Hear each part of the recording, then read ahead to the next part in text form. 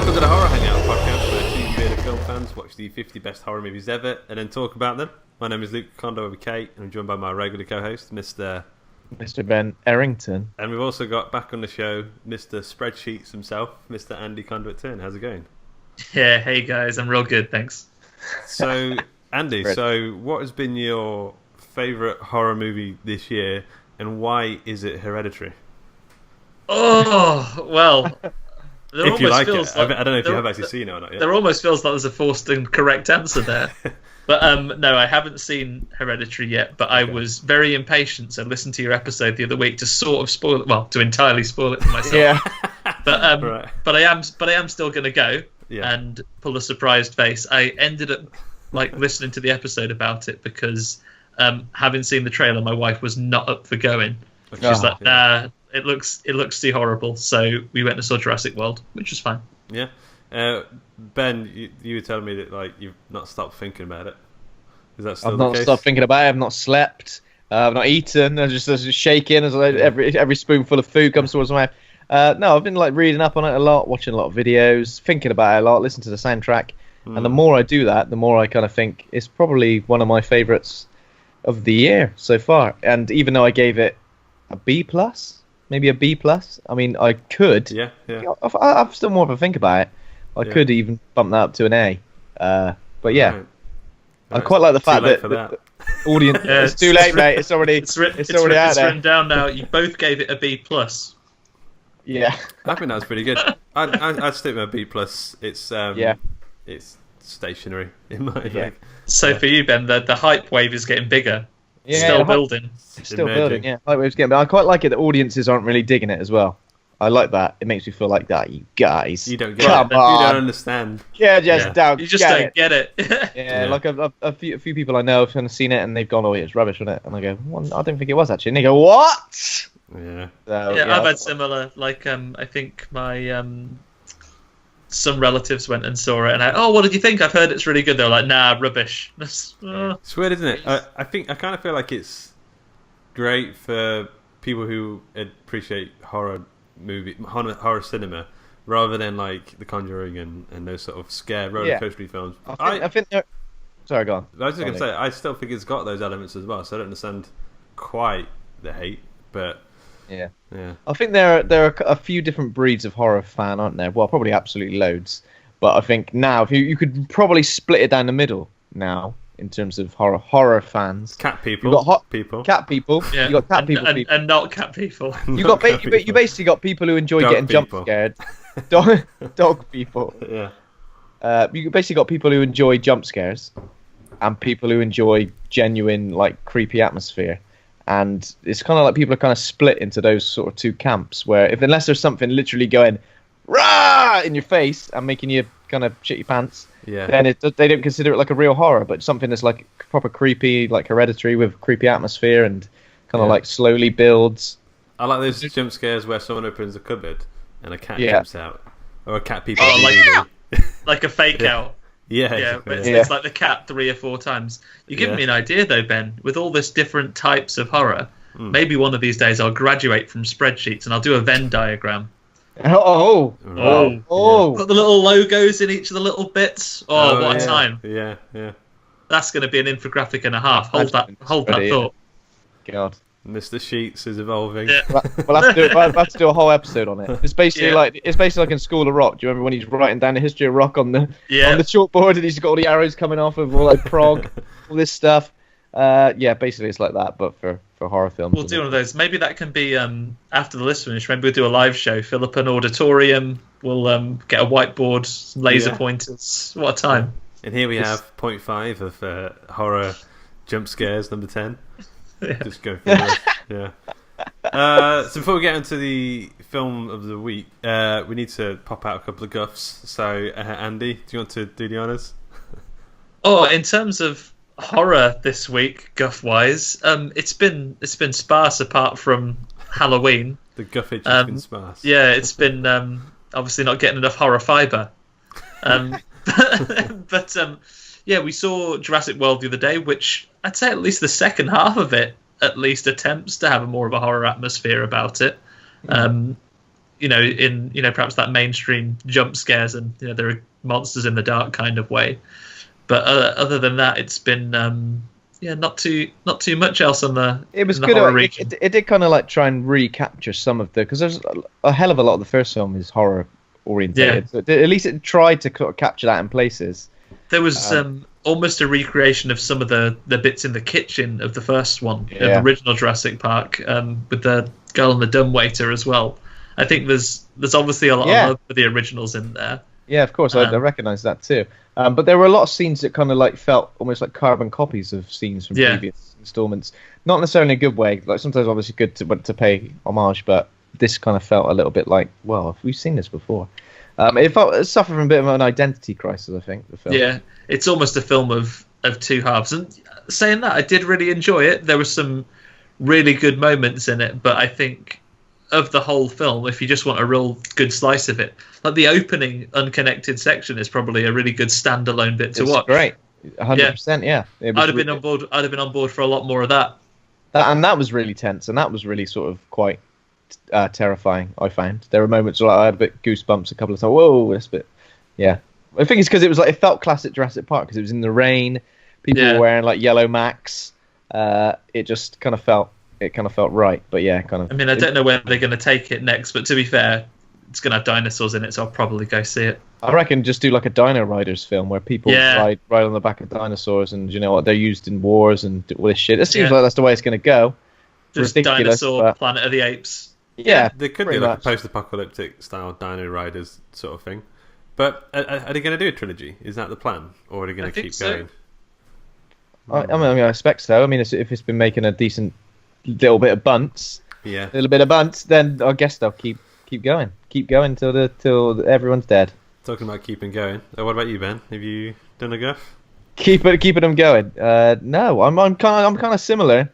Yeah, it's been one of those weeks where I've not consumed much, not just horror fiber, but any sort of real entertainment. Been watching a lot of football. That's kind of been ruling my life. I mean, that's not a great excuse, but it's once every 4 years. Talk about Germany's horror show today. Talk about Germany's horror show. Yeah, it was today. It was today. Topical. Topical. It was today. So yeah, that was. That was wonderful. The last time Germany exited the World Cup before England was in 1966. So what does that tell you? Oh, don't get expectations, Ben. Is football coming home, Ben? I've heard people say that. Is definitely on its way home. Right. It's definitely set off. It's at the airport. It's definitely put the sat nav coordination. It's put the postcode in. Yeah. It's on its way back. So yeah, I've kind of been ruled by that, and it's been fun. I've been enjoying it. So sorry, no. But what about you, Luke? I've watched a few things. I mean, the thing that's sort of mainly horror based, I guess, is Battle Royale. Rewatched that. That's, I saw. That was like one of my sort of university films. Like it was that and Requiem for a Dream, films I had on DVD that I've just put on. You made it in university? I made it. Whoa! on a weekend. Man. Yeah. Well, you got to use your loans for something. It's like I don't think I've got horror. It's like dystopian horror, isn't it? I guess, but it's still holds up. It's still like a really great, like just dystopian school kids killing each other sort of film. Yeah, it's a great movie. It's better than Hunger Games, isn't it? Yeah, that's what I quote. Someone said Suzanne Collins was inspired by the war in somewhere to write the Hunger Games, and I was like, well, there's probably something to do with Battle Royale as well. I heard about the Battle Royale comparison. I remember when it came out, I was like, what is this? Because I obviously never heard of the Hunger Games because it was a new thing. But I read afterwards that when all the claims that it was a Battle Royale ripoff came out, that she did make a statement, I believe, saying, "Oh no, I'd never read it or heard of it." And after all this came out, people comparing them very strongly, she offered to read it so she could put the second and third books more different from it. But her publisher said, "Nah, mate, because then you might be subtly influenced. So it's better not to read this thing that you're completely accidentally, very similar to." Yeah, but now there's like the game sort of. There's like PUBG and Fortnite. Everything's Battle Royale based. Battle Royale now, How many Battle Royale films were there? Because there was definitely a second. There's a second one that isn't anywhere near as good because it loses the entire sort of conceit of the the first film, which makes it so good. The second one I remember just being just a war, like a story about like guerrilla warfare or something with like kids and teenagers. I think the second one is troubled because and apologies, I forget the guy's name, but the director that was like a super legendary film director who was directing films into his very old age, like died about halfway through. Right, so someone else finished it. So it's a bit of a confused story. Yeah, it's a long time since I've seen it, but Battle Royale, the first one, like it's one of those films that if you haven't seen it, then you might accidentally do a Suzanne Collins. You might accidentally rewrite it. So you better watch it. Yeah, you better watch it now. Otherwise, your publisher won't let you afterwards. Basically, exactly, yeah, you miss out. If that's the rule, just to make sure you get all the films watched before you make anything. Yeah, basically, exactly. don't write anything. Yeah. Don't make a film until you've watched all the films, and then you know you're not gonna have it. There's not gonna be a chance that you completely rip someone off. There has been a couple times that I've gone to write something, and I thought, someone has to have done this before, so I just didn't write it. But you never know. You might have been something completely original, but I always find crossovers really, sort of really strange crossovers you see sometimes. I remember once, and I forget the episode, that my dad is super into Doctor Who, and he was watching this Doctor Who episode, and they did something to save the day, and I was like, isn't that like a Dragon Ball Z storyline? Oh, that's it, where everyone thought about him on a day and gave them his energy, and I was that's how Goku beats. That's how Goku beats everyone. That's how he grows his spirit bomb. Yeah. Yeah, everyone has to put their hands up or something. Yeah, give him a bit of energy, and that's how he wins. Wave. Yeah. I also watched a film called Basket Case, which is a Frank Henenlotter film. Have you ever heard of it? Do you know much about it? Yes, I have. I haven't watched it, but I know it's the one with the twin brother who's in a basket, right? Yeah. And he's a boglin instead of a man. Yeah. Oh, yeah, he's a boglin. Exactly right. Yeah. So he's such a weird. It's obviously very low budget, filmed on set in like a hotel in New York. It sort of captures sort of New York really quite well, but so it's about a Siamese twin, and his brother's been cut off him as like a little overgrown wart with arms and a face, but he looks so not alive. So when this thing starts like jumping on people, there's a lot of acting where people are holding onto the thing, attacking it, and they just sort of swing it around the room. But it's pretty fun, I think, and I think it's a bit of a cult film. I think there's a lot of people at a certain time, maybe in the 80s or something, they watched this and it was one of the things that we watch over and over again. But I definitely recommend it. It's on Shudder. The first 3 films are on Shudder. As I said, there are a couple, aren't there? There's a couple of Basket Case movies. I looked at the poster for the second one, and there was like Belial, who's the little growth thing. Boglin man. And then there's other people with like curious shaped faces and stuff. And it looked like it was a bit of a team up sort of thing, or a bit of the Basket Case posse. Yeah, like Nightbreed sort of thing going on or something. Okay. I don't know. But I definitely recommend it. It's fun, and it's got some insane deaths that don't. And the screaming, that's what I remember. It's very loud. You know those films that just like constantly screaming, and you're like, Jesus Christ, just constantly. And I feel like I've reused the same sound effect over and over again too many times. But yeah, that's my gusts for the week. There's a couple of good ones. I also watched Swiss Army Man. I don't know if any of you guys have seen that. It's not a horror at all. I missed that. Is it any good? I think it's a little bit confused as to what the story is actually about, but the soundtrack and the way there's a Jurassic Park moment in Swiss Army Man that is one of the best film moments I think I've seen. Jurassic Park moment. Yeah, I don't want to ruin it, but it's about a guy stranded on a deserted island. And Daniel Radcliffe washes up. He's a corpse, and then he starts a lot of guffing. Actually, a lot of guffs in this film. It's pretty much that's the main thing of the film is Daniel Radcliffe when he farts, when gas passes out of his dead body. He starts to talk, and as the main guy played by Paul Dano starts to explain to this dead body about what human life and civilization is like, he starts to come back to life. It's a weird film. Wow. But the soundtrack, I've not stopped listening to the soundtrack. It's how did that get greenlit? Yeah, it's weird, isn't it? Daniel Radcliffe, I bet. If he was on board with it, they probably went, Harry Potter's in it, get on board. Yeah, but some of Daniel Radcliffe's acting in this is the best acting I've seen him do ever. Because he's a dead face, and his face is like swollen and sort of out of shape, but he's still like performing. It's kind of amazing. I mean, he's come a long way, hasn't he, from when he was a child and was objectively awful, to actually being really good now. I really liked him in The Woman in Black as well. Yeah, he's good in that. Yeah, and Horns as well. I've not seen that. That's quite good. So we crack on with the film of the week. Let's do it. So we're on number 5. We're nearing the end. The end is upon us, I guess. So number 5, Halloween from 1978. Ben, have you got some gubbins? Got some gubbins. Always got some gubbins. So Halloween is a 1978 American slasher film directed and scored by John Carpenter, co-written with producer Debra Hill, and starring Donald Pleasence and Jamie Lee Curtis in her film debut. So the film tells the story of serial killer Michael Myers as he stalks and kills teenage babysitters on Halloween night. Sounds a bit cliche. It does a little bit, yeah. This is what Empire have to say. Many have tried to imitate John Carpenter's style and mood in the years since he carved his way into the horror pantheon, but few, if any, can match him. Inspired by Hitchcock, he found the scares lurking within suburbia, making them instantly relatable to the audience. And he's helped by a combination of the simple horror of Michael Myers and the naive yet tough charm of Jamie Lee Curtis' heroine. You can largely ignore the sequels with a soft spot for the third and reboot. Stick to the original, see the true master of the creepy tension-building story at work. Stream Halloween now with Amazon Video. Ignore that bit. It's interesting to put that in the review. But it's 93% on Rotten Tomatoes, 7.8 out of 10 on IMDb. Ben can't quite believe. Can't quite believe it's available on Amazon Video now. And the low prices in which it's available. Oh man, I just can't believe it. I mean, is it available now? I mean, God. Yeah, it is. Yeah. Well, I missed a trick. God, Jesus. What was it? What was it on IMDb? Sorry, 7.8. 7.8. It's classic IMDb. 7 point something. Yeah. Nothing more. I don't know why I keep saying. I'm just kind of always amazed when it gets to 8. Or as low as a 6, which I think we had a couple. But yeah, so what are you guys like? Halloweenies? Are you big like Michael Myers people? Because some people, like especially in our Facebook group, are big Halloween people.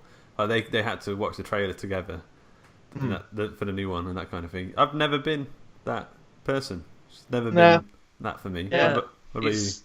Not really. I think the first Halloween film I saw was Halloween 20 years later, so H2O. That's the one which came out in 98, so like obviously off of the back of the slasher film getting a bit of a resurgence with Scream and everything, obviously in 96, I believe. Obviously we got loads of things like I Know What We Did Last Summer after that, and this. So like I was at the right sort of age to kind of start enjoying these films. So that was the first one I'd seen. And I went back and I watched a few of those, a few Friday the 13th, but I've never been like massively into the sort of slasher genre. So this was kind of like this. Even though I had seen this film before, this felt like a new experience. I didn't remember all that much about it. Yeah, I did. So H2O was the same for me. The first one I saw, and I was big into those sort of meta slashers, like. And then there was Halloween Resurrection not long after that, which I completely forgot about. So that's that the one where Busta Rhymes beats him with karate? Yeah. Okay. So I did watch that one, and I think that's maybe why I was like, Halloween's not for me.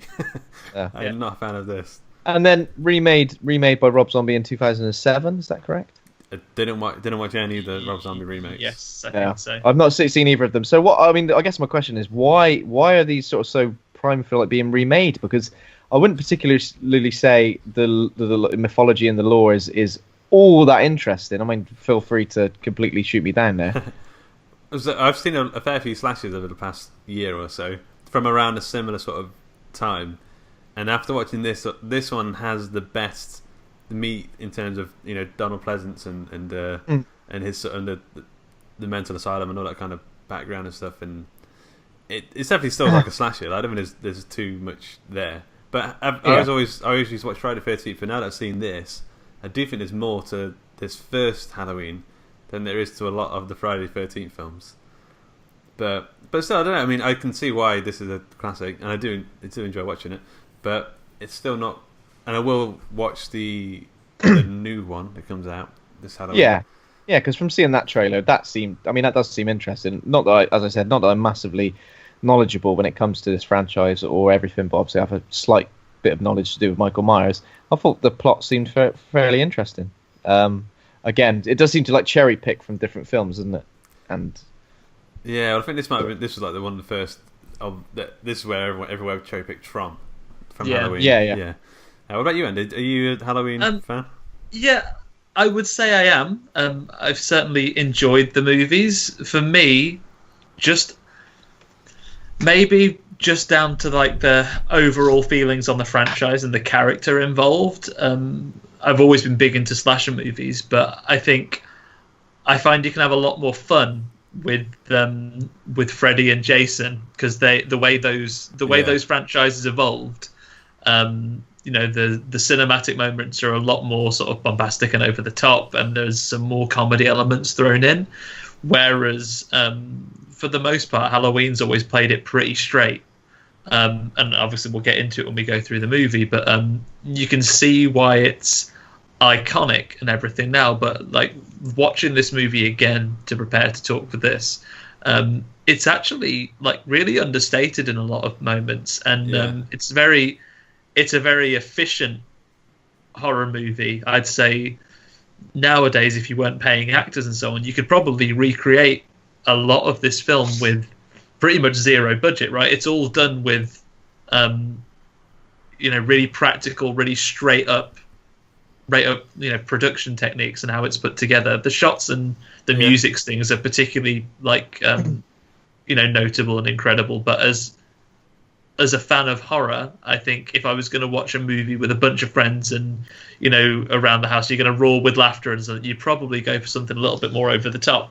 Yeah. This is like a sort of quiet, watch and enjoy type of horror movie.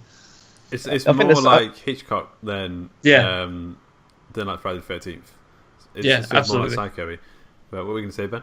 The soundtrack does a lot. It just elevates everything, just that extra step, doesn't it? Because it's got that. Now that we're familiar with all of John Carpenter's work, now it just kind of takes it to that next level where it feels like even more of a classic. I've listened to that soundtrack far more than I've watched Halloween movies. Same here, I think. Yeah. But I was going to say, so I watched a lot of slashers recently from a little bit later that were inspired from this film. They had maybe the same budget or a little bit more, but none of them are as good in terms of just filmmaking. Like a lot of them are kind of shoddy, whereas this one, like, made for little to no money. John Carpenter's just so confident in everything. Feels very polished and well put together for something so low budget. Yeah. So where does this sit in his filmography? This is like a few years before The Thing. Was The Thing next? So I think it was Assault on Precinct 13 and then this, I believe. I might be wrong. What was that? Sorry, it was Assault on Precinct 13. I think was his first super low budget. So that was 76. Yeah. Then it was this, and then wait, the next. Oh, he did The Fog, and then Escape from New York, and then The Thing. I mean, listen to that for like from 80 to 80. He made it. I mean, he's making film pretty much every single year throughout the 80s. Yeah. That's standard, isn't it? I liked the Howard Hawks original version of The Thing is in this film. They're watching it. Oh, yeah. Right. You just see the title credits, and I didn't realise, but the title credits are almost exactly the same as the title credits in like the way they sort of unveil. It's exactly the same as the John Carpenter's thing as well. But it's good. I mean, I will say in terms of acting, Donald Pleasence is like he's almost too good because everyone else is sort of like obviously not theatrically trained or whatever. But Donald Pleasence, he adds like some gravitas to every single line he says. There's a bit even when he's just like teasing some kids outside the house. I'm just like that. I believe that. But like everyone else, whenever they say a single word, I'm like, I don't. What? You don't like that dog? I don't believe you. Like, there's words coming out. They're not actually. He's the only one that really tries to deliver his lines. And obviously, if you think of the names now, it's very easy to forget that this is, Jamie Lee Curtis's first movie. Now, if you think, she's an actress that's been in, tens of movies. H2O. Yeah. Halloween H2O, the new Halloween, at least 3, Freaky Friday. Oh yes. But obviously at the time this is her first movie, so she's much like the others, right? Maybe she's slightly better than some of the people that didn't go on to become huge stars. But Donald Pleasence, old Blofeld himself, does a damn good job. So a little bit of trivia, just right from the get-go, because we're talking about Donald Pleasence. Where was Donald Pleasence born? Where was he born? Yeah. A hospital. Yes, but it wasn't what I'm looking for. It's so he's born in Worksop, which is like next door to Mansfield, and I was a bit blown away from that. Near to my hometown. Donald Local lad.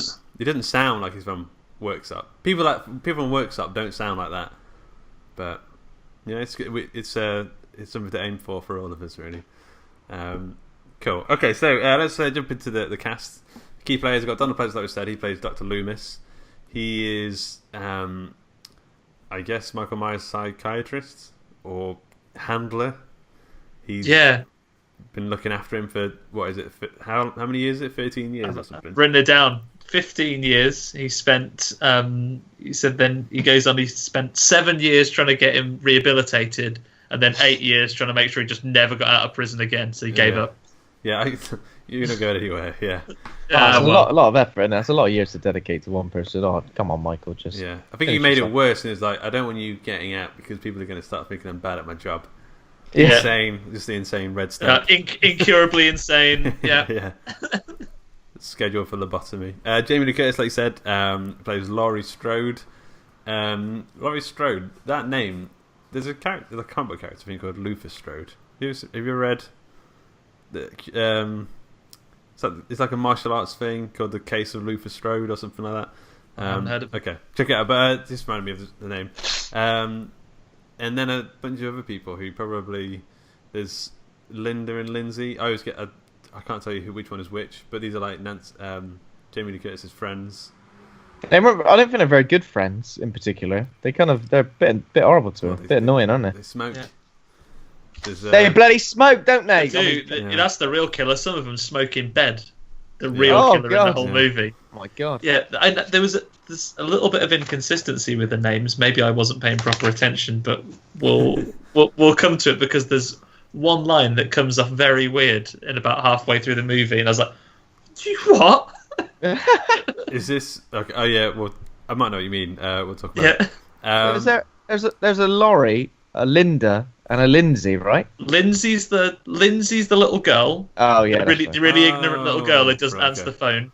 Yeah. Annie is the slutty mate that is banging on about not having sex all the time when she's having to babysit. It's like, oh, only trick or treating I'm getting tonight.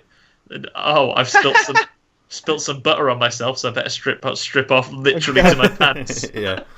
And then Linda must be the blonde friend with who has hanky panky in the bedroom. with Bob. With Bob, okay. Bad Bob. So I mean, none of these people, I don't think they went on to do much after this. Obviously, I don't think Halloween acting was their big goal in life. Who knows? I'd hope they all went on to do other stuff, gardening or whatever. I don't know. Shakespeare, yeah. But yeah, so the film opens. It's Halloween night. It's all the POV shot, very Evil Dead. We're in a place called Haddonfield. We've got basically Michael as a kid putting on a clown mask and stabbing. He nips upstairs, and I was watching through there when it first comes up. The POV shot shows like a couple run upstairs to bed, isn't it? And then the lights go off because they've obviously got some type of, for teenagers, attractive young teenagers, body dysmorphia because they're gonna go upstairs, lights straight off, no lights on. Yeah. Lights off, no, don't look at me. And then 2 minutes later, the time it takes Michael to walk around the house and go inside, the guy's heading out. He's getting his shirt back on. Yeah, it's just like wow, yeah. See you later. Well, see you tomorrow. Bye. Well, I'm finished. What else? What other reason is there for me to be here? Well, we could just like cuddle and talk and see you later.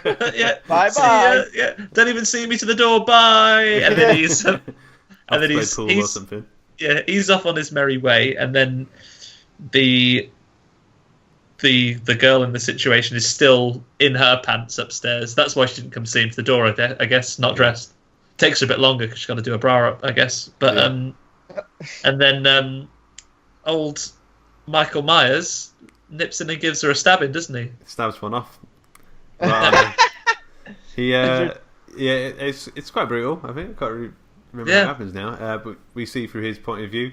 There was a bit where we're seeing through his point of view and he's stabbing, and he kind of like looks off to the corner of the room, and he's still, you see his hand stabbing, if you're stabbing someone, you're on focus. Surely you're not like. He just got distracted, and he was like, "What's going on over there?" He's just having a nice stabbing. Yeah.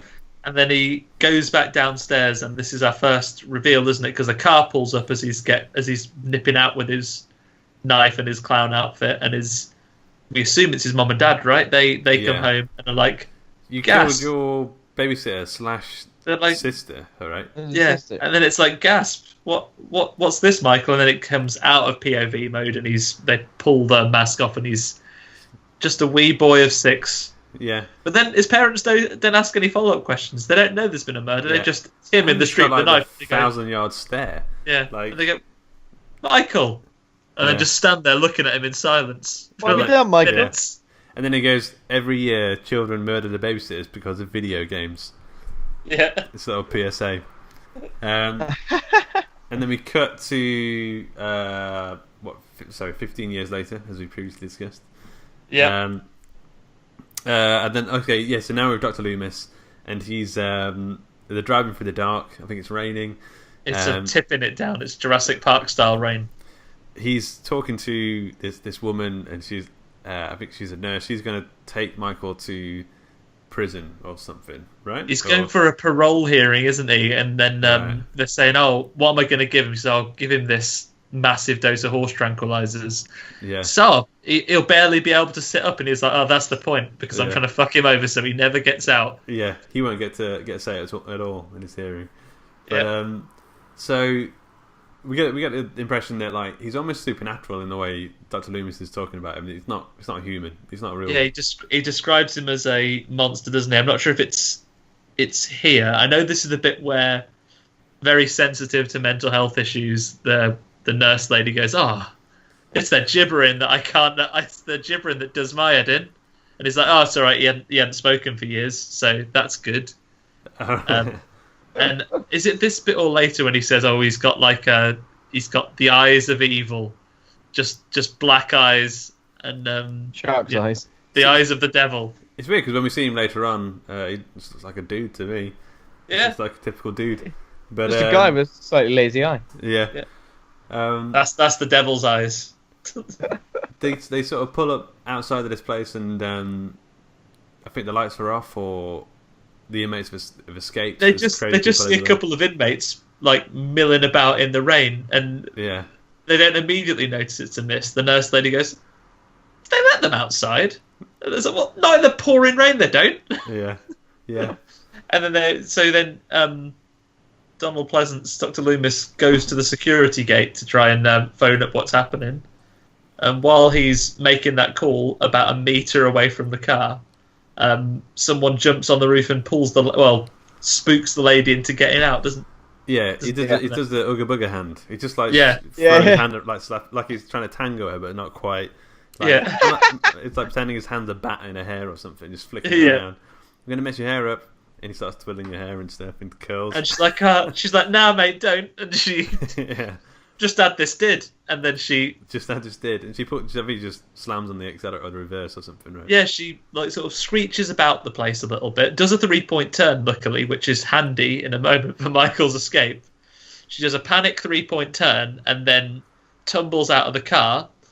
Michael Myers then gets into the car, and despite the fact he's been incarcerated since he was 6 years old, drives away very efficiently. I guess herein lies the issue of the fact that most American cars are automatics, right? Yeah, exactly. Yeah, if it was,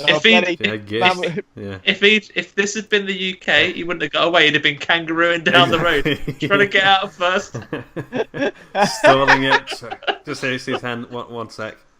I'm just going again. Captured, and then it'd be like, busted. Worst thing that would have happened would have been, one of the orderlies lost their job for letting him out in the first place. But thankfully, having been in prison since he was 6, he didn't know how to drive. Yeah. Did we even get a good look at him at this point? No, we didn't see him for a long time, do we? We just see him. We just see that there's a tall man. We don't really see his face because he's sort of obscured by the rain coming down the windows of the car. When you just see the shape jump on the top, and then you just see his hand wibble wobble through the window. Wait, is that Michael's hand wibble wobbling?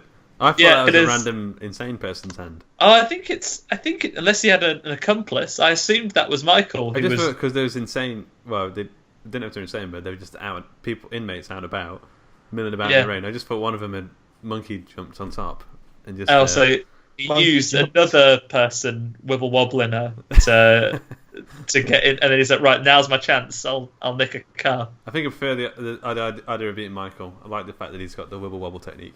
Because is that right? Film, otherwise, he just drove off on his own and didn't take his accomplice with him, which is out of order. Yeah. Thanks for the help, mate. Bye. What are you doing?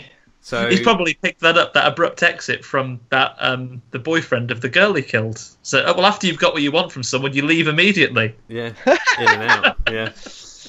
Nothing wrong with that. What? He drives off, heads back to Haddonfield, a place where he lived originally, 15 years back. Apparently, he gets put like a part-time job as a mechanic and the William Shatner impersonator or something. The next time we see him, he's got like overalls and a. Do you find out how he got the overalls? Is there like a? He just kills a mechanic, doesn't he? Like kills him, steals his overalls. You hear that a shop has been robbed later on, and they said, "Oh, all they took was a mask, some rope, and some knives, but the overalls aren't covered in the theft." Yeah. It's weird though, because if something like happens like that, it's really specific for them to know exactly what he took. Like someone's broken in, but doesn't look like they've taken. Oh, I've taken that mask, and there's definitely 12 knives there, and now there's 10. Yeah, and a little bit of rope. For insurance purposes, it was so good they had the robbery the day after stock take. Yeah. Just an inventory. It was fine. This rope, 24 meters of this rope there was, and it's only 12. Damn it. He cut a very specific amount that he wanted. Yeah. Well, I don't want to take the piss, you know. I mean, I know I'm off to murder some people, but I don't want to ruin a small business. Take what you need, because obviously he's very attached to that community. He doesn't want to see the town suffer. Yeah. No, just the people who live there. Yeah. What did he use the rope? Because I'm trying to think. The only time I see him using something is a telephone wire. He must use it later on, because for the jump scare later when Bob comes swinging down an acrobat, he must have used it to hang him up. Yeah. Okay. Right. Yeah. So the next scene we've got. I think we're introduced to Laurie Strode, our main character. She's dropping off she's got a little kid she babysits, and he's got a lot of activities. Oh, spill your drink. I did just spill my drink. Wait there. God. Oh God. It's all good. Literally on the laptop as well. It's all right, carry on. So while Ben's drying up, so this is the point where we meet Laurie for the first time, like you say, and she is chatting to the kid that she's going to be babysitting that evening, and he has got a lot of things planned. He was like, "Oh yeah, so are we gonna carve a pumpkin? Yeah, we are.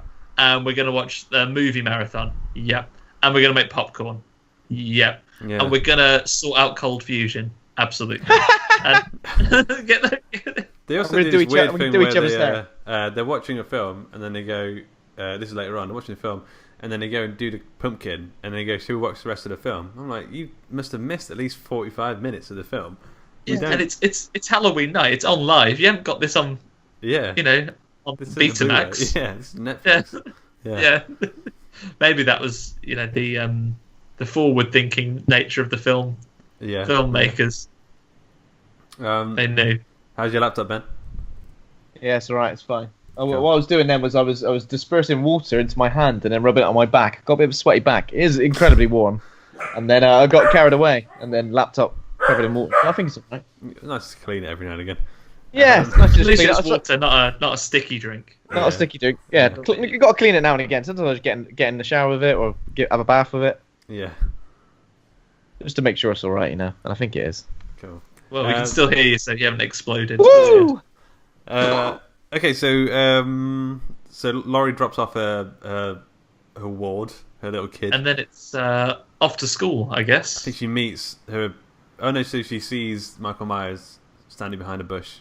Yeah. Oh, I think this is the bit where that's after they're chatting a bit later on. I think right now Michael Myers just sees her, and this is one of the interesting sort of shot techniques they have here in the film, because obviously every time Michael Myers is on screen, the music comes in, But as he's watching her, like, it's a really, really long shot. Like, she walks all the way down that street, and he's just there, like, Huey! having a little watch. Well, does he see her drop off? She drops off a key, like at his former house. Oh, is that the significance? I maybe missed the significance, I think, yeah. And dad's going to sell it or something. Dad's going to sell the house, yeah. That's right. So then obviously throughout the day, she notices Michael Myers just randomly appearing in different. Yeah, because he watches them for a little bit, because then in the next scene we sort of follow her to school, don't we? Where we see her sitting through the lesson, and unlike a lot of other teenagers that are daydreaming and messing about in class, she actually answers the teacher's question. But then we go outside the school where the little boy is being bullied by some no good bully kids. Yeah. Who unusually for a film like this don't get the comeuppance at all. That's a good point. One of them runs into Michael later on, and he just gives him a reassuring little hold on the shoulders, doesn't he? Yeah. On your way, lad. Go on. If you need another bully to join in with you, I'm right here. Don't worry about it. Either that or like, don't run, mate. It's you could have bumped into me then. Yeah. Went into my fucking nads, lad. Watch it. Yeah. We're introduced to Thingy's friend as well. The main friend, I guess. Is the main friend Nancy? The one with the butter on the top? I think that's Nancy. There's Annie and there's Linda. Isn't there, friend? Is that right? Nancy's Nightmare on Elm Street. Right, yeah.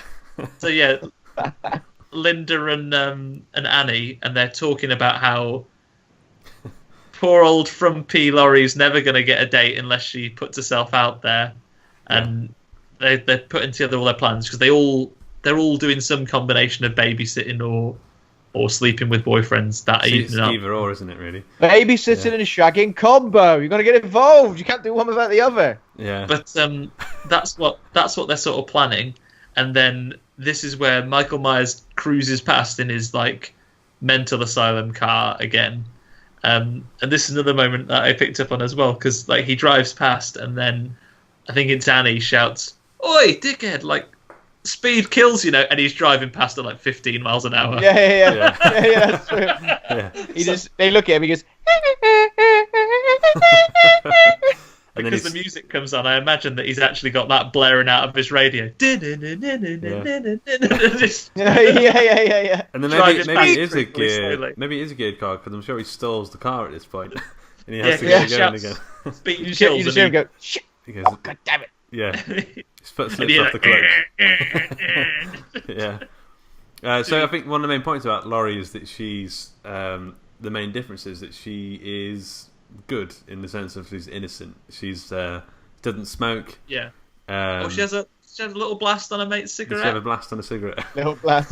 Has a little blast on a crack pipe off screen.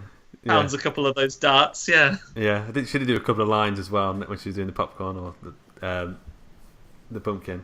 But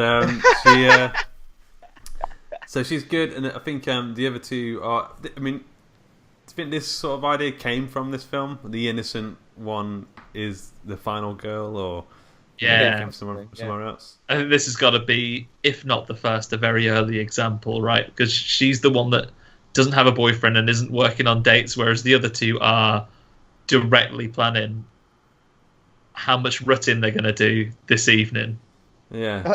On Wikipedia, there's a bit where John Carpenter, they say to John Carpenter, is that what this film is about? Like the good person doesn't get tortured, it doesn't get killed while the others do. And he said, no, it's just how it came out. And I said, it must have been like a subconscious thing there, where the innocent person is... John Carpenter wasn't getting laid at the time. He was like, everyone who has sex deserves to die! Yeah. See, at the time, he was wearing a lot of William Shatner masks. So what happens next? So we go through. This is after that discussion. That's when we have a couple of little filler scenes. One where they go and talk to the dad of Annie, who is the sheriff, who talks them through the very, very specific robbery of those items of the store that just had its inventory taken. Yeah. And we also have Dr. Loomis. Normally you have films like this where people don't take the kids seriously in the Sinister Force. This is the film where people don't take the very qualified doctor seriously. Like, he's having a chat with the people who run the hospital, and he's like, mate, he's the most dangerous prisoner ever. And he's like, is he? He's like, is he really? He's going to go back to that town where he's from. Well, so you say, mate. And then, well, you've got to phone the sheriff. I ain't got to do nothing. Like, like, you should have been more careful. And I just do my shift and I clock out and get out of here. Yeah. I don't care. And then I think we also have in what is a very similar sort of time frame, because again, this is a film before mobiles were invented. Donald Pleasence on the drive, because I think the hospital man says, "Oh, it's hour and a half's drive to that place. Like, you'll never get all that way." And while Dr. Loomis is on the way there, he phones the sheriff's office and says, "Massive murderer coming your way, mate. I'll come and talk to you about it." And he finally arrives there after the sheriff's had that chat with Annie and Laurie, and he's like, "Really got to talk to you." And the sheriff's like, "I'll give you 2 minutes. I'll give you 2 minutes. There's been a burglary. Yeah, it's been a burglary. This shop has lost $20 worth of stock." And that's double. Well, that's double the biggest crime in this town, all right? Two knives are right there. So I'll have a chat to you about this murderer issue that you've got. And we see a lot more build up. I've lost the exact sequence here, but there's at some point where he also nips to the custodian of the local graveyard and sees that the graveyard has also been nicked. Doesn't he go with the police chief? Is it the police chief that goes? No, I know there's a guy there. I mean, it's just a grave robber. There's like a grave gardener or something. And so the whole graveyard was nicked. You just said, look, the whole grave, you go there, everything's gone. It's a massive sinkhole. Yeah, he's talking him through it, isn't he? And the graveyard guy talks a little bit about the thing. Oh no! After that, there's been no one around since that day, and the house has been empty since those days. And then he's got his little graveyard maps. Oh, here we are, 32C. Where they? Wait a minute. Wait a second. And he's like, "Oh, rotten kids stealing gravestones. Why do they do?" Mate, how many gravestones have you had stolen? Yeah. Bloody kids. Bloody kids coming around here with their super strength, ripping them off. Sledgehammering them. Gravestones out of the ground. I always thought that was where they took the gravestone and not the body. Or did he take both? I think he just took the gravestone to do his set piece a bit later on. See, the scariest thing for me about Michael Myers is that set piece that he builds, because it's just like so illogical that it kind of illustrates just how much of a psychopath he is. Like, but it's really premeditated though, because he's nicked the gravestone and all of those accessories from that shop just to make it. Yeah, but like he's got his own like inner sociopathic logic that doesn't make sense with something that makes sense to me. Do you know what I mean? I find that idea quite scary. That you're not a psychopath, Luke, or are you? I did the psychopath test. What did it say? Failed. Failed? Yeah. Does that mean you are or you aren't if you fail? That's what I was thinking. I don't know. I'm not a psychopath. I think that's what a that's a good book, by the way. Yeah, that is what a psychopath would say. But yeah, it's just that's quite a scary idea. I think it's like Jason has this thing where he just goes to kill people at the camp, whereas Michael Myers, this whole gravestone thing just baffles me, and I find that quite scary. Just have no idea why would he even think to do that. It's probably got a lot of subtext to it. He's been in prison for 15 years, probably just been sketching it out. You know, when you have like an idea when you're a kid, because obviously he's been there since he was 6. He was like, right, I'll get the gravestone from that woman's grave. Is he drawing in crayons? Like yeah, it's like his wall. Yeah. Let me write this down. Let me write this down. Someone let me write. He's in years of like in a catatonic state for all this time. He hasn't had any sort of anything to entertain him. He's had absolutely no stimulation. He's just like, when I get out, I'm going to get a fucking gravestone and I'm going to make a real. Yeah, maybe that's it though. He hasn't been catatonic because of his ongoing mental problems. He's just been really he hasn't had a pen to write this down with. So it's like, right, in his head he's like, gravestone, 12 feet of rope. It's just going over the list. So what happens? So Dr. Loomis at some point goes to the original house. He nips. This is when he nips in again. This is before the sun really goes down, and he goes in with the sheriff, and they find out that Michael Myers has been there, and we don't see this overtly on the screen, but they get in and they go, "Oh, what's that?" And they go, "Oh, looks like a dog, maybe." And then he goes, "Oh, he must have been hungry." And he was like, "Well, hang on, you can steal knives and things like that. Why did he have to then eat a dog? Yeah. He spent 6 years not in prison. He clearly liked Halloween, so you could have robbed some sweets. Yeah, candy from people's houses or something. Yeah. Yeah, but no. That would have added to the legend for me if he, as he was stalking in people's houses, his wibbly wobbly hand went into like food bowls, took like some pick and mix, poking like a Twizzler through the mask hole. Yeah, or get some like What's-Its or things like that. You could have all the snacks, but no. What's-Its would stain that lovely clean mask. Lovely white mask. There'd be orange all over. And you'd see him like stick his like dusted finger through the hole, and it would come out clean. So that's more horrific than the actual film. I guess to avoid getting cheesy What's-It fingers, he eats dog. Yeah. So he kills almost as many dogs as he does people in this film. He does, yeah. There's in the trailer as well for the new one. There's a dog prominent, so I wonder if that will come into. No. Yeah, he won't last very long. So Loomis is showing him around, and he says the sheriff's like, "Look, mate, I've got stuff to do. Something in the oven, pots are on the side." And Loomis is like, "Okay, well, I'll just hang around here because there's a murderer loose in this town." Yeah. So and it's like, "Oh, shall I?"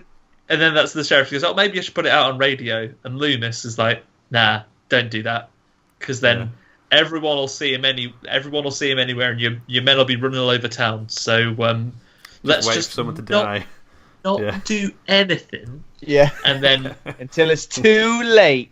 Yeah. And then when we just tell everyone to say nothing but keep their eyes open, and what appears happens is that they do just one of those things because no one does anything, and I don't see any policemen around in that street.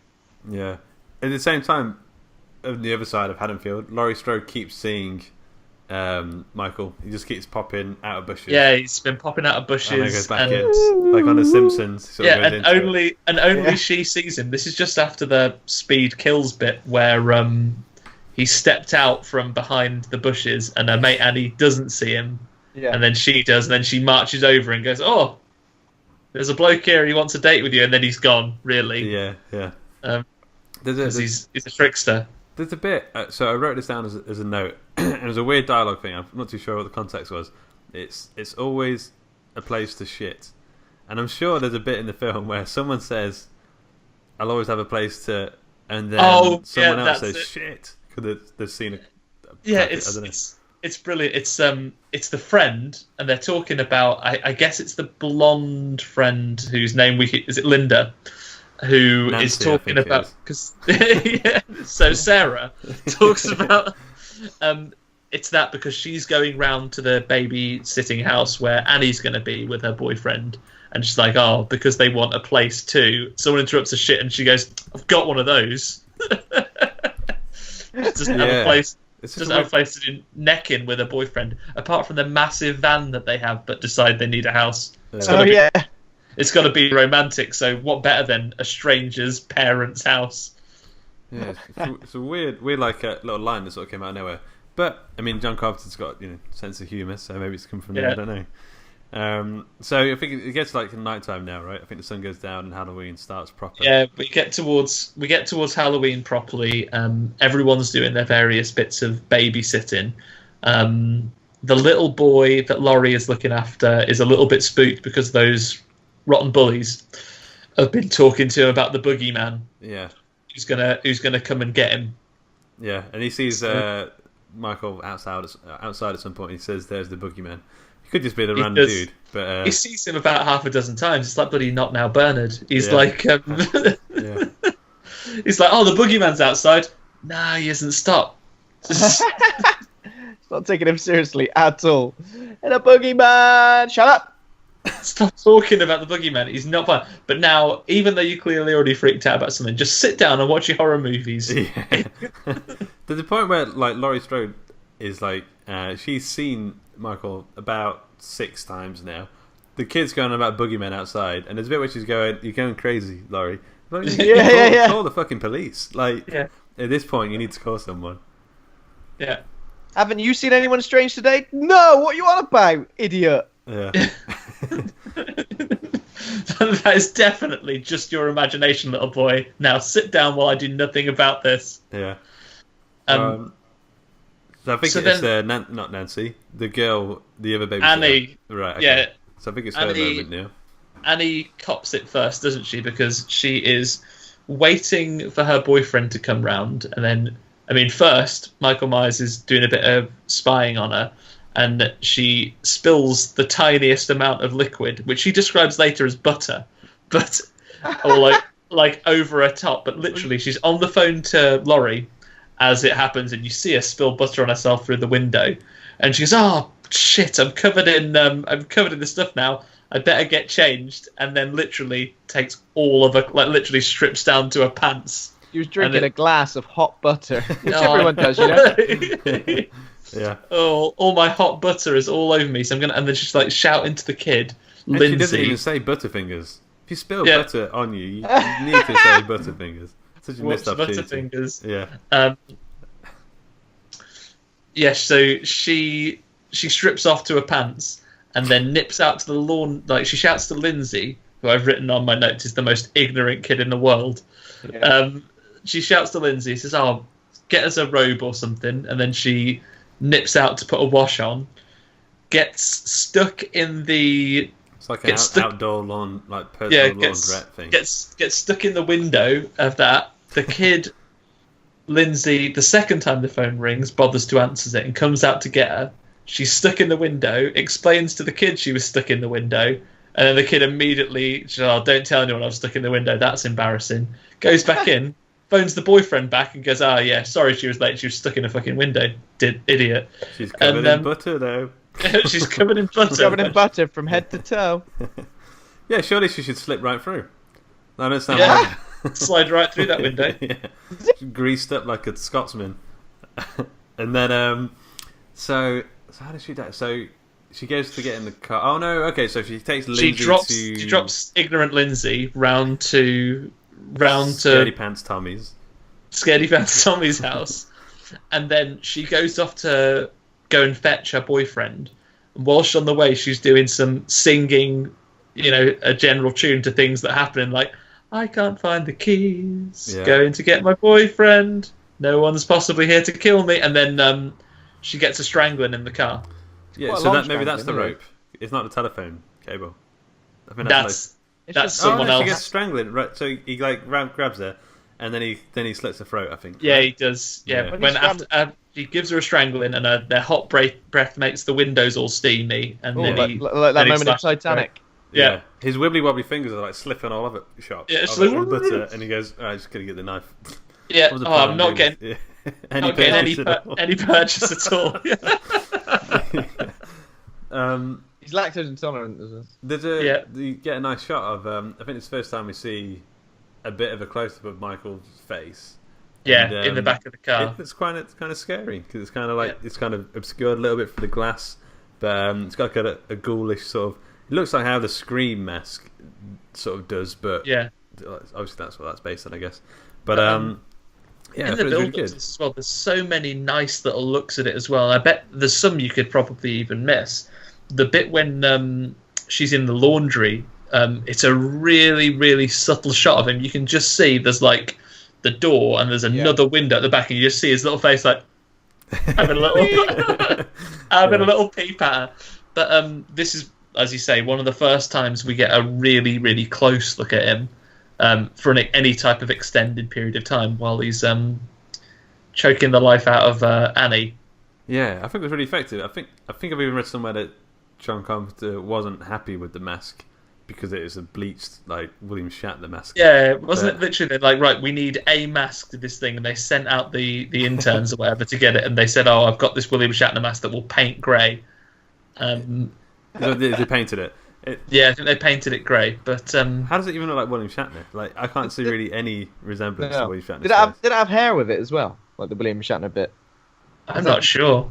It's weird. But can you imagine, like, how different this film would be? Would it have been as well received if there had been no William Shatner mask or something? Yeah, if it had been a Spock mask or a Scotty. Yeah. Or what's a rival franchise that was there had been a Blake 7 mask? C3PO mask. Yeah. Yeah. Yeah, it's interesting. It does work really well though. And now we're like, oh shit! I think we missed the point where he killed the dog. He does, the dog that loves everyone except Nancy. Annie, the babysitter. She's like, oh, Kirsty, whatever her name is. Yeah, Kirsty, Michelle. So while Suzanne is talking about this dog not liking it later goes out and barks, and then you hear it being murdered, and looks like he's strangled that as well. You see him briefly outside. He's probably still hungry after the other dog he ate. Yeah, his stomach's grumbling. He wants a dog. And there's no butter on this one. He gets some right good purchase on it. It's covered in margarine now. Yeah. Oh, for God's sake! Yeah. So I think next up for the slaughter is. Well, this I guess we get a bit of build up now because again, Scaredy Pants Tommy sees the boogeyman carry Annie back into the house over the road, and he says, "Oh, the boogeyman's got her." And again, Laurie's like, "This is Kirsty. What's it? What's the girl called? The little girl, Kirsty. Lindsay. Ignorant. Jesus Christ. Ignorant Lindsay. So Lindsay. This is Lindsay's house that she's taken her into. No, Lindsay. Yeah, he's gone back into Lindsay's house, which is where she was originally, and she took Lindsay over to Scaredy Pants Tommy's house, and then they're both together. So Laurie looks out the window, gets pissed off that Tommy is now scaring Lindsay, who then's like, "Oh, I believe you, Tommy. It's I believe the boogeyman was really there." They go, "Oh, get back to watching the thing from another world, and it'll all be all right."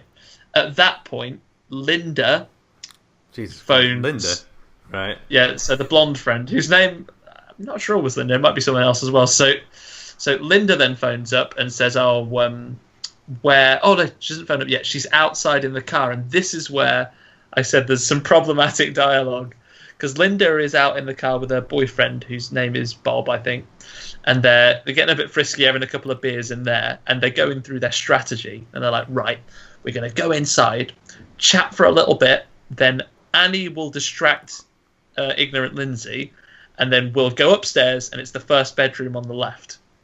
So, and then he's like, so go through the plan with me again. And then the boyfriend, old Bob, reads it through like, okay, so I tear off your clothes, then you tear off my clothes, and then we both tear off Lindsay's clothes. And I was like, Lindsay's the kid, mate. Like, if you're subtly making... It's probably having a similar problem to me. Like, all these names are... It's like, you and Lindsay's 10 years old. What? No, I meant Kirsty, Susan, Sharon, whatever. Yeah. Anyone. Like, I meant Petra. Right, so I had to rewind it and watch it again. He does say Lindsay, and I was like, "What? I've just written here, Lindsay!" ! And then they go inside. I think that actually them going inside was there might be something in between, like maybe we see Laurie, seeing the boogeyman or something outside then.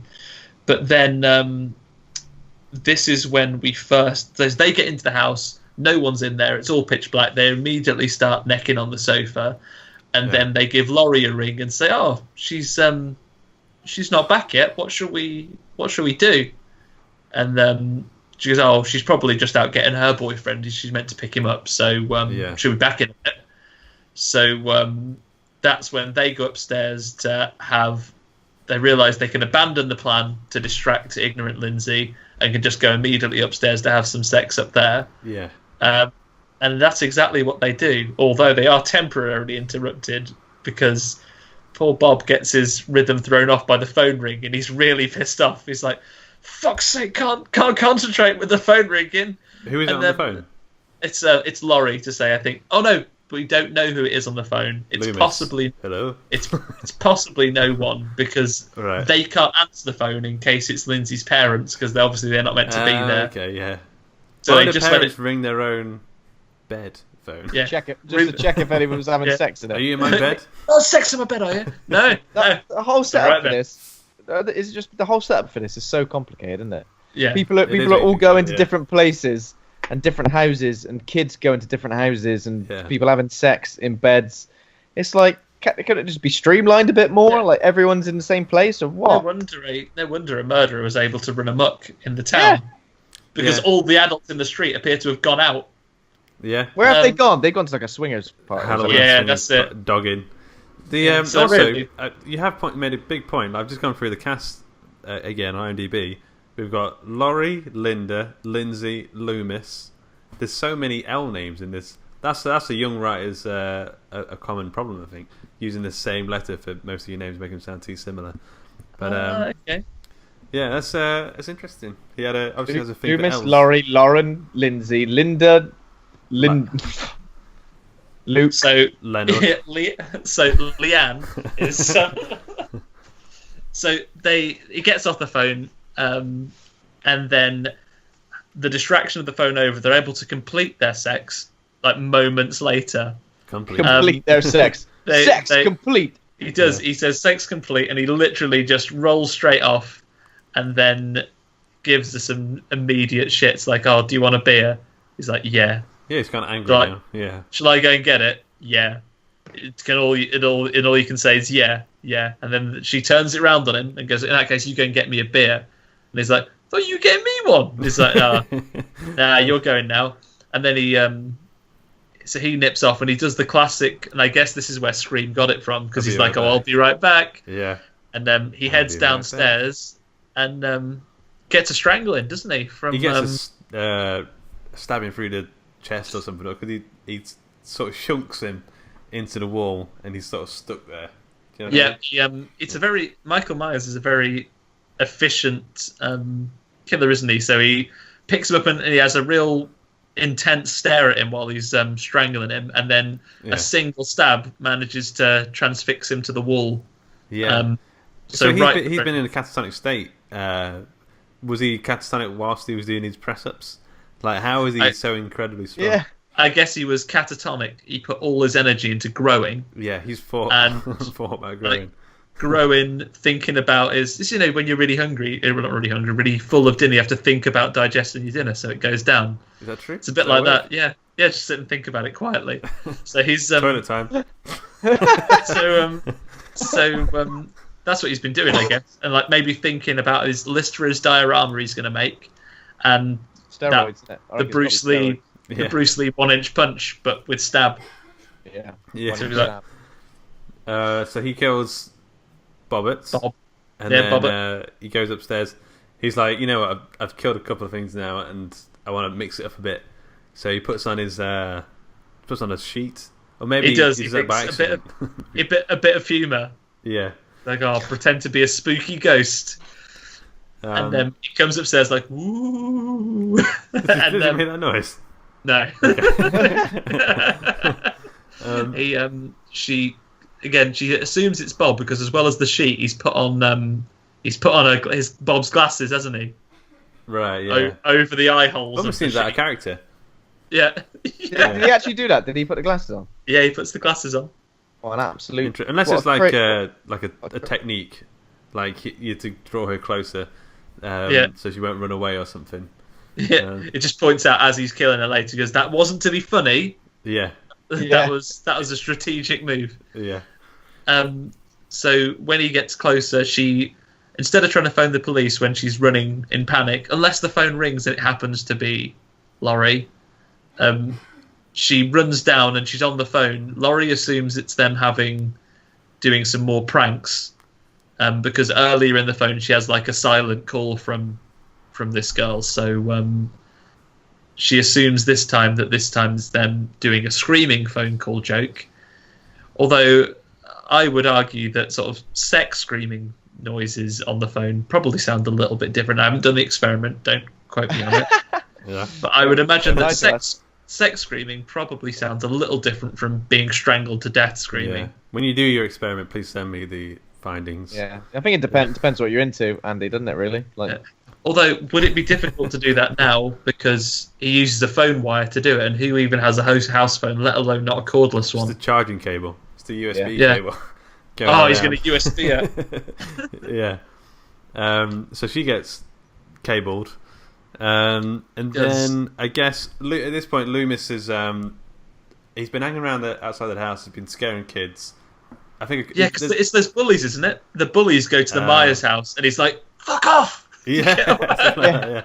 He looks super happy with himself when he does that as well. Yeah. There's a bit when he's standing in a bush as well. He must get some dodgy looks in that big coat. He's got no trousers on at that particular thing. He's there with a big coat. Got no trousers. It's there with a butter big on his coat. trousers.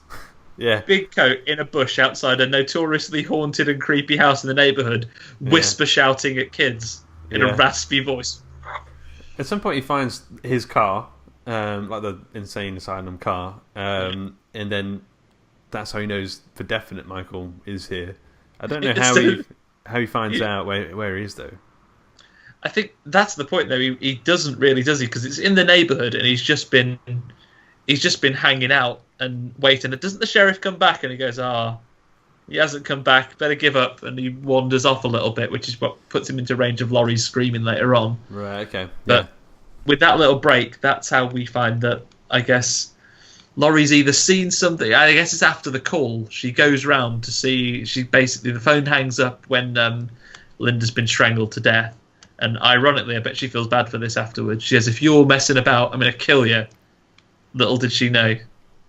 Yeah. So she goes round to tell him off for mucking about, and goes up the room, and then she stumbles into Michael's diorama. Right, she finds the body of Annie on the bed with the gravestone, and then what's his name? Bob swings down from the ceiling, and then in the cupboard, she would have missed that if she didn't fall into that cupboard while screaming.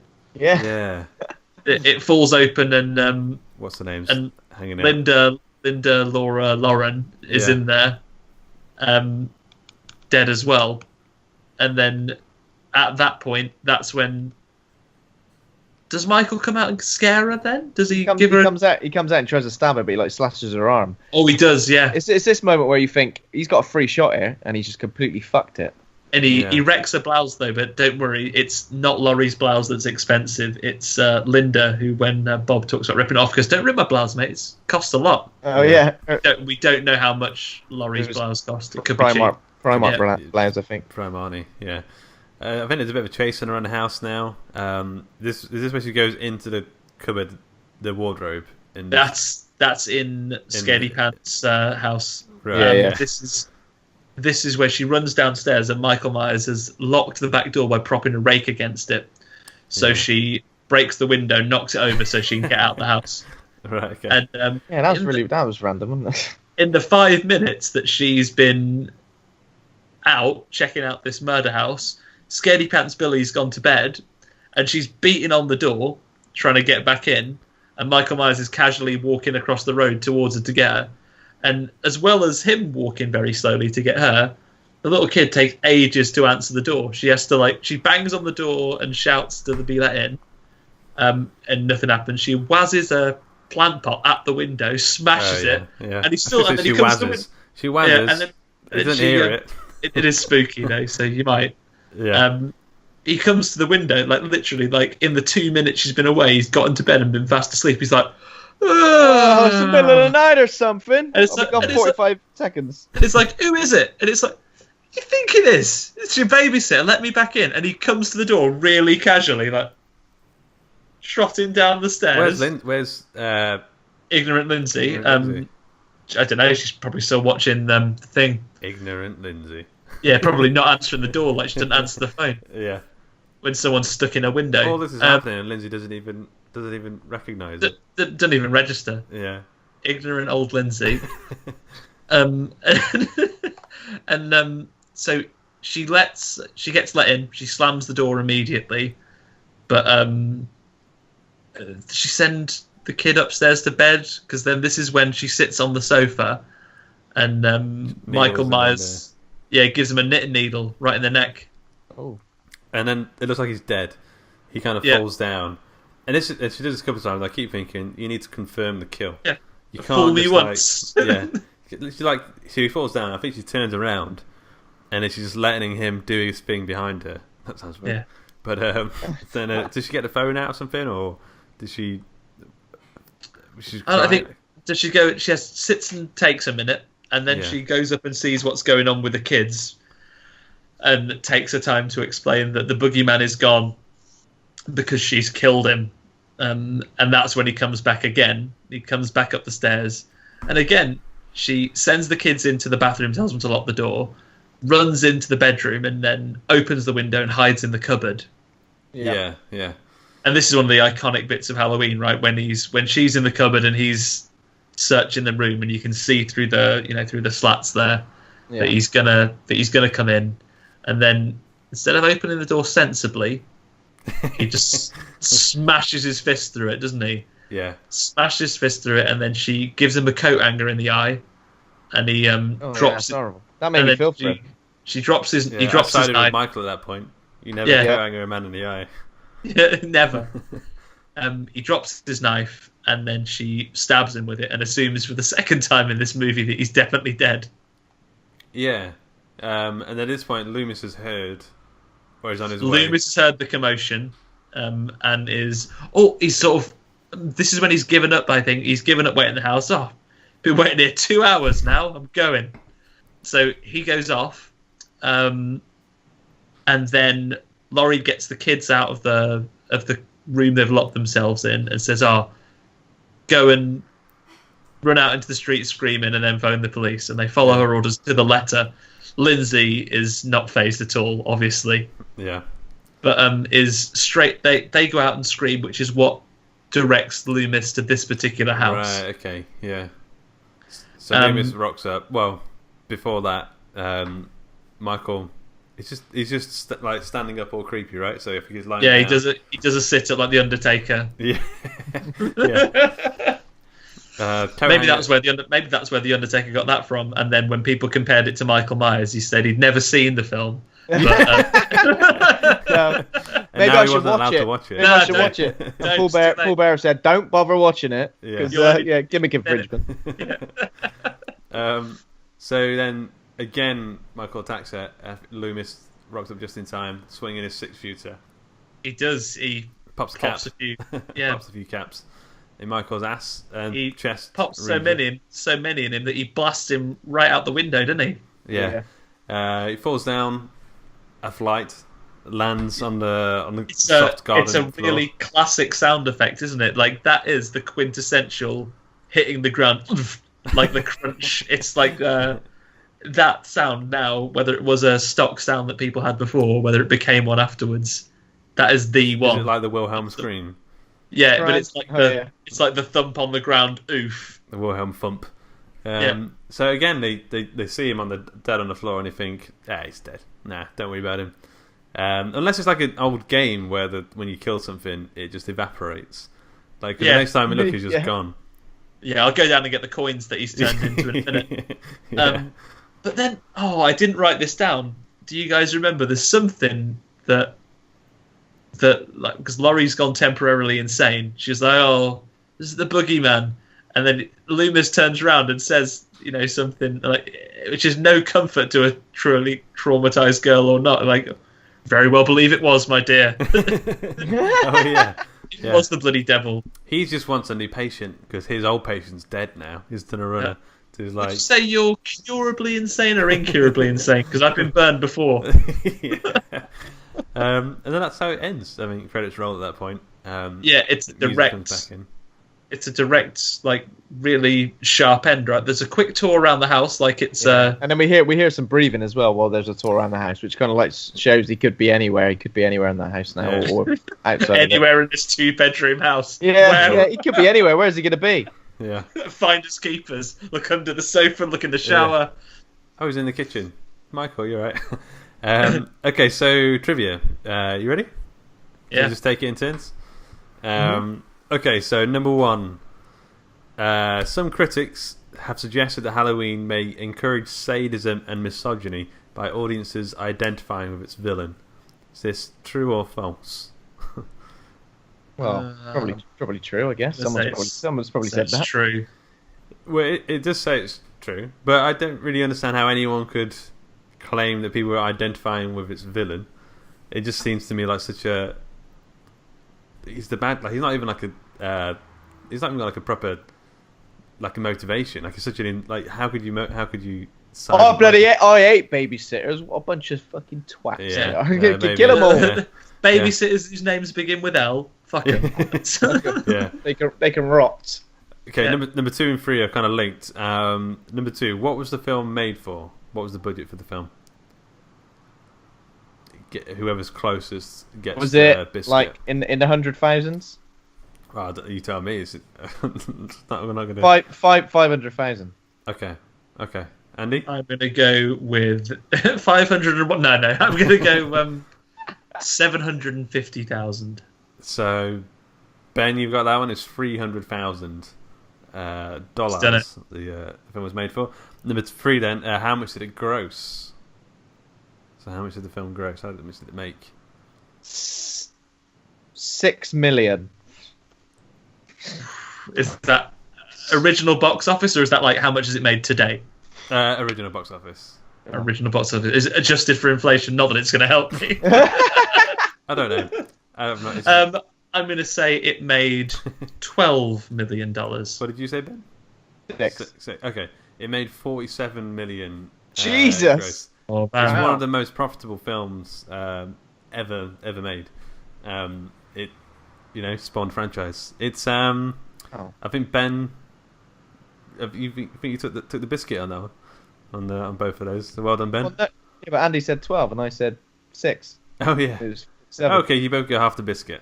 I was the closest without going over. Okay. Okay, so before the film was called Halloween, the film had a different title. Was it A, Baby's Day Out, B, Taking the Mick, C, The Babysitter Murders, or D, I'm a Big Boy Now? I'm hoping C. Is it? I'm going to go with C. It was C, The Babysitter Murders. Although I would have preferred I'm a Big Boy Now. I'm a big boy now, yeah. That would have been good. Mommy, wow. Lindsay, Linda, and Lindsay, Linda, and Lynn get lynched. Yeah. Yeah. Number 5.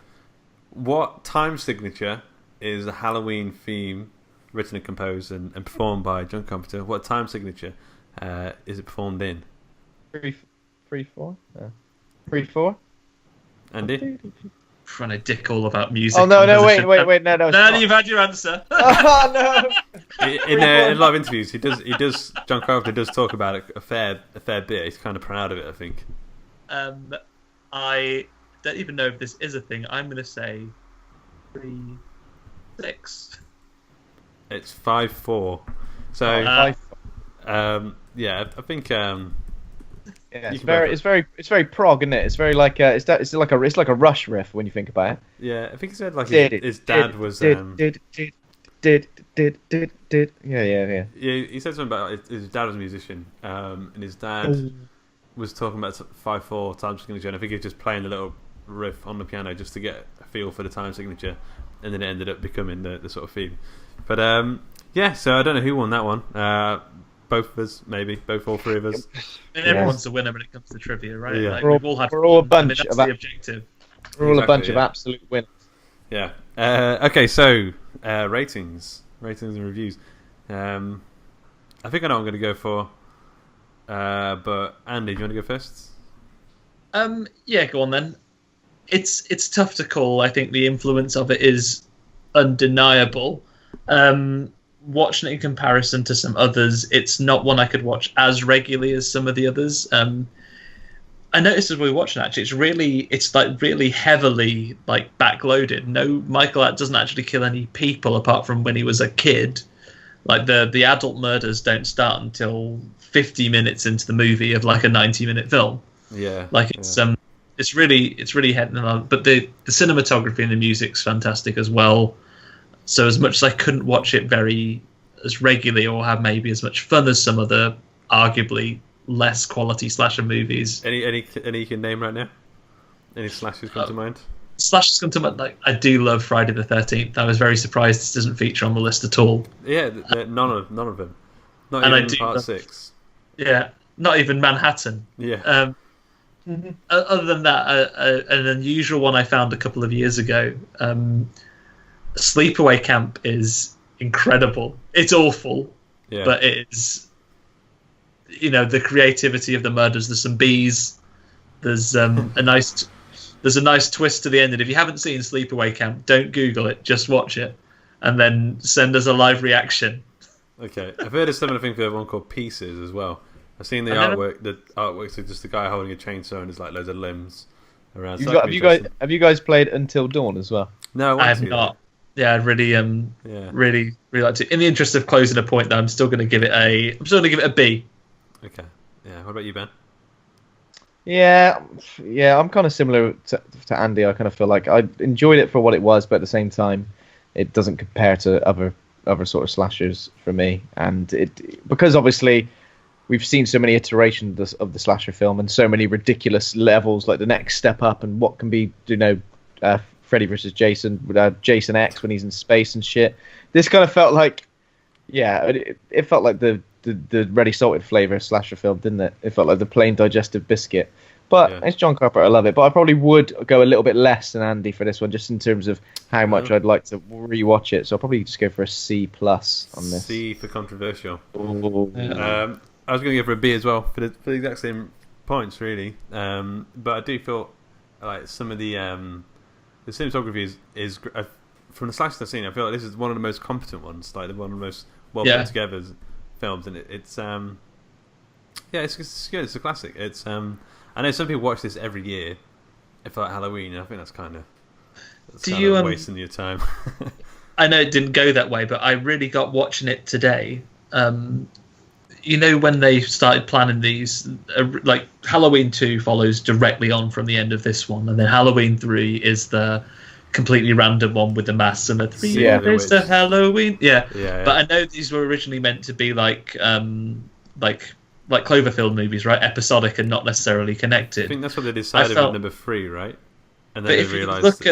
If you look at this one, imagine this film as just a standalone episodic thing that was never going to be followed up. Obviously, with its success, a sequel was generated, but you can really see if the intent was there to make this like an episodic standalone thing, it actually worked really well. Every Halloween you have a different, like a Black Mirror style self-contained story. Yeah, I'm not sure if that was the plan after they did number 2 or whether that was the original plan, but for me, watching it, knowing that was at some point a plan, I think that sort of carries over quite clearly, that like, oh, you're planning this as like, like when you have like an Outer Limits or a Twilight Zone where you can leave something on a bit of a hanger, like, oh, what happens? Well, we're never going to tell you, but that's how it is. I guess, but then people saw this, and this film obviously did as well as it did, so like we can't mess with that formula too much because it made $47 million.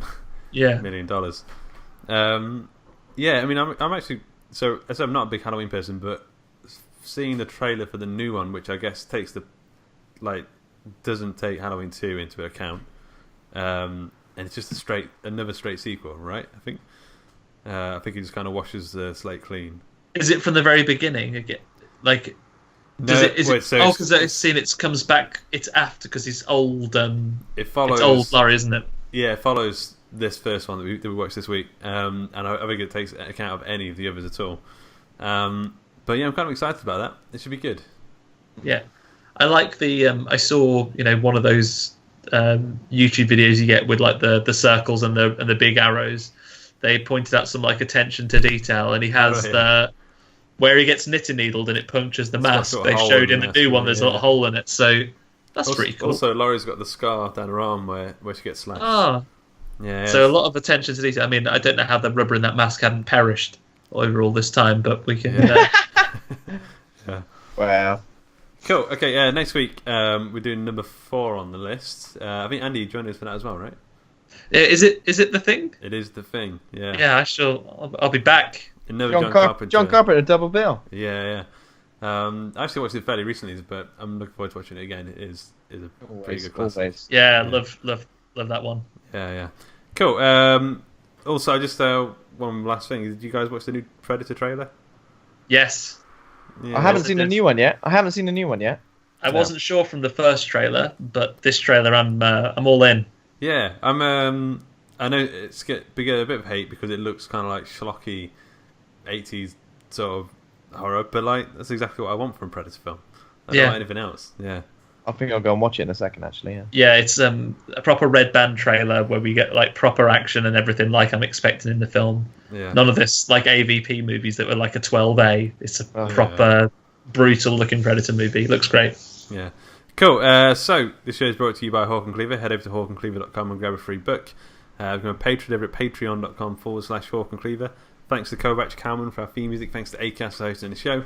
Thanks to the listeners. If you enjoyed the show, give us a 5-star rating review on iTunes and remember to subscribe. Thanks to my regular co-host Ben for being a real horror dude, but also thanks to Andy for coming on the show once again. Thanks, you very guys. Much. Thanks, Andy. Thanks, Luke. Thank you. So I'll send the biscuit in the post, and we'll be back next week. Okay. Bye. Bye-bye. Bye.